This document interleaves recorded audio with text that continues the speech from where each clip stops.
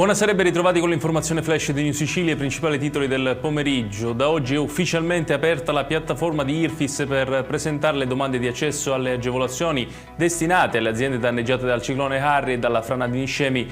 La misura prevede finanziamenti a tasso zero e contributi a fondo perduto per sostenere la ripartenza delle attività economiche colpite.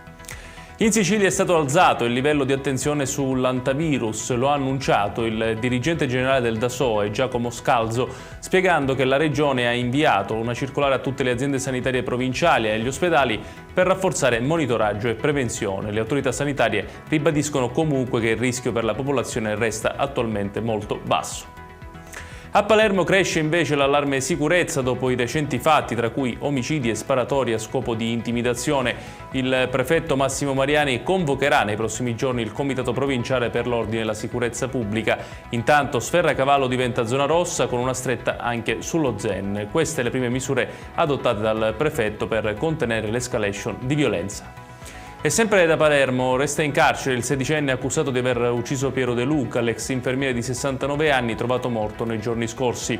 Il GIP ha convalidato il fermo del giovane che aveva confessato il delitto, sostenendo di aver reagito dopo alcune avanze della vittima. L'inchiesta prosegue per chiarire tutti i contorni della vicenda. La Regione siciliana chiederà una proroga della convenzione con l'ospedale Bambin Gesù per garantire continuità nella cardiochirurgia pediatrica di Taormina.